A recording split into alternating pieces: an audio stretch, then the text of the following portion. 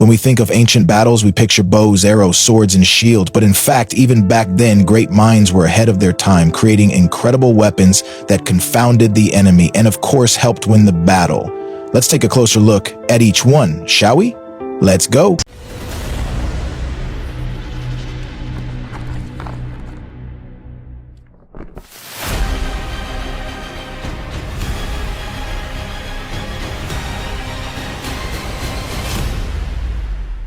Second two, there's the third.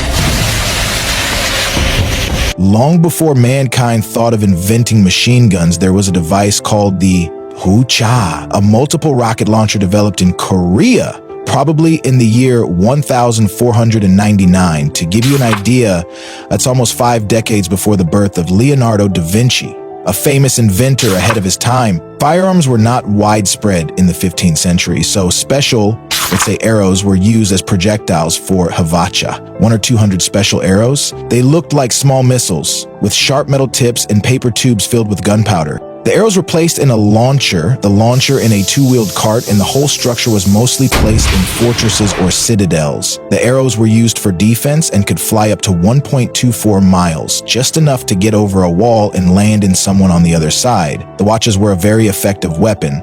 One of the most notable examples of its use was the Battle of Hangzhou, which took place in 1593. It is known that the battle involved about 3,000 Koreans defending the hilltop fortress from 30,000 Japanese soldiers, and the Koreans were able to repel the attack, including with the help of 40 vachas. They also undermined the enemy's morale, but havachi didn't just fire a lot of shells at once. The arrows were much lighter than cannonballs, so the gun itself was maneuverable. In addition, the havachi fired into a tight formation of people, so the degree of damage was very high. All in all, it really was something like a very early version of a rocket launcher, way ahead of its time. And if you think such devices have lost relevance today, think about the likelihood of a zombie apocalypse, because The Walking Dead had the exact same gun, and it worked just fine. An even more ancient yet modern weapon of the time is the so-called Greek fire, which appeared around 672 AD.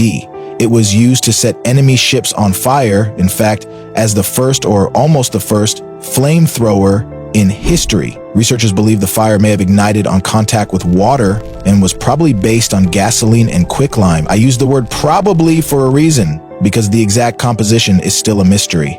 There are only theories. For example, that the main ingredient was naphtha or petroleum, probably with sulfur or tar and other materials added. How was it all ignited? No one knows for sure. Perhaps quicklime helped, but after the fire, the stuff was very hard to put out. Ordinary water was useless. Only sand and sort of vinegar would work. Historical records say that Greek fire adhered to any surface it touched. However, the secret to the efficacy of Greek fire was not only in the composition, which was impossible to understand even after capturing the mixture itself. It had to be atomized somehow. According to one version, the mixture was placed in siphons which were located on the bow of the ship, but again, there is too little information to say for sure. The secret was very carefully guarded, perhaps making Greek fire even more frightening. The mystery weapon was said to produce a loud roar and lots of smoke, and it was so effective that enemies often fled at the sight of it. And it's not that I didn't understand them. Facing a flamethrower in the 7th century and not being able to extinguish its flames is really scary. And while we're on the subject of the use of fire, it's worth mentioning a weapon called the Hellburners. No one had heard of it until the siege of Antwerp in 1585. It was then that Italian military engineer Federico Giambelli created his floating bombs. The new terrifying weapon shocked the whole of Europe. After all, Giambelli filled full ships with explosives. In all, he was provided with 2 ships of about 77 short tons displacement. That is not the largest. Inside each ship, they placed 7,055 pounds of the best gunpowder and surrounded it with material of maximum destructive effect. Rocks, iron hooks, scrap metal, and even old tombstones were used. Anything heavy and strong enough to do maximum damage. The deadly stuffing was covered with an ordinary wooden deck, and at the same time, ordinary ships were released on the water so as not to arouse the enemy's suspicion. The bomb ships were carried by the current to the bridge to be destroyed. At that moment, the slowly burning fuse just did its job and there was an explosion. And not just an explosion, but an incredibly strong explosion because it was heard within a radius of 50 miles. Historians describe what happened as follows. The earth shook as if from the pulsation of a volcano. For a moment, a wild light illuminated the scene and then it was replaced by utter darkness. Houses were swept away, miles away, and no living thing, even in remote places, could stay on its feet. The air was filled with a rain of plowshares, tombstones, and marble balls mixed with bodies. 1,000 soldiers were annihilated in a second. And I'm leaving out the unpleasant details. The explosion is believed to have killed about 800 soldiers. The bodies of some were not recovered until months later. At the time, it was the largest man-made explosion in history. The infernal incinerators were later described as an early form of weapons of mass destruction. But let's talk about something less lethal, like anti-car hedgehogs. They're little spikes used to stop a car by puncturing its tires. They predate the first automobiles. We know for a fact that they were used at the Battle of Carrhae in 53 BC. And yes, it seems the ancient Romans were their inventors. The design is as simple as possible. 2 and sometimes more sharp metal spikes are arranged in such a way that one of them always points upwards from a stable base. That's it. Nothing else is needed. Such spikes were used as a passive method of defense to slow the advance of troops. They worked especially well against horses, chariots, elephants, and camels. In fact, it's the perfect passive weapon. It is cheap, simple to make, easy to transport, requires no training, and it is reusable. This is not a pit with stakes, which you need to dig in the right place, prepare the stakes in advance, and somehow make all this inconspicuous. Although the spikes are certainly not lethal, but it's unpleasant enough to stumble on something like that.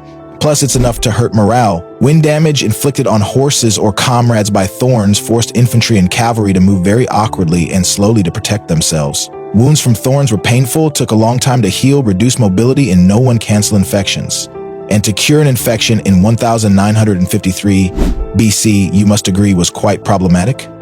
Now I'd like to tell you about pomegranates from thousands of years ago. Not long ago, scientists examined a ceramic vessel from around the 12th century found in Jerusalem, and they found on it the remains of chemical substances, such substances that could explode. Most likely the vessel was a kind of medieval hand grenade thrown by Saladin's troops during the siege of Jerusalem in 1187. In general, spherical and conical ceramic vessels dating from the 9th to the 15th century are often found in the Middle East, but none of the researchers are not completely sure what the purpose of each of them was.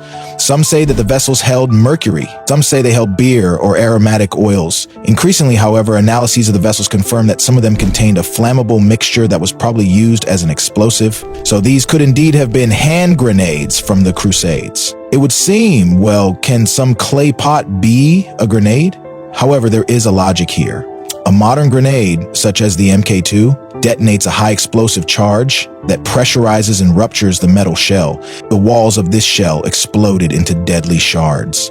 Of course, the mixture inside a clay grenade couldn't generate the same pressure, but it didn't need to, because clay is much more fragile. Enough of the chemicals available back then would have made the clay shards fly in different directions at tremendous speed and cause damage too, not to mention the fact that an ancient grenade is a flame. And also, those very vessels, which could be grenades, have thick walls, have no decorations, and their shape is ideal for creating the necessary pressure and the subsequent explosion. In short, ancient people knew what was what. Sometimes even scientists can't believe how inventive people of the past were. When archaeologists found strange skull-shaped grave goods in an Aztec temple in Mexico decades ago, they were mistaken for simple toys or jewelry. Well, there's not much the Aztecs could do in their spare time, right? The finds were cataloged and stored somewhere in warehouses. Years later, however, experts discovered that these were not trinkets, but eerie death whistles that made piercing sounds. The ancient Aztecs may have used them during ceremonies, sacrifices, or during battles to instill fear in their enemies. Because there really is a lot to be afraid of to understand what I'm talking about. Just listen to how it sounds.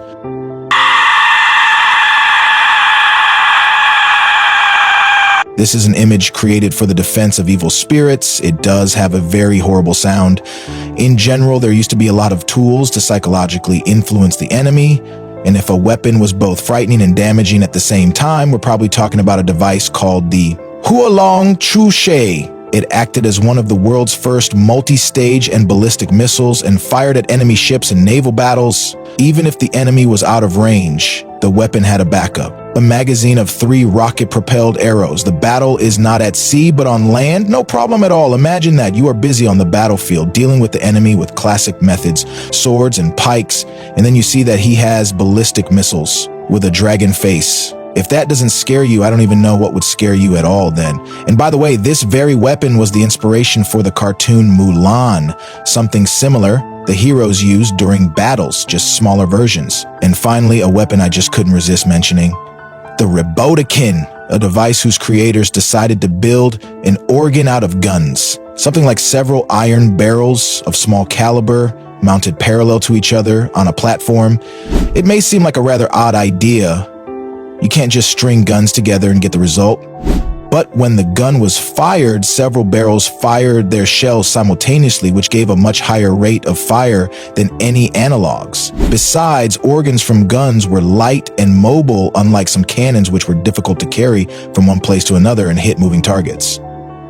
A single shot from the Robotikin created a rain of iron shells, hitting everything in its path. It was essentially a machine gun, just with a slightly different spread of bullets. The first known Robotikin was used in the year 1339, and at some point the number of barrels reached 50. Then people got a better handle on how a machine gun should work, and the rifle organ became part of history. So, see you soon. Be sure to subscribe to the channel so you don't miss the next videos. Give this one a like, and don't forget to click the bell.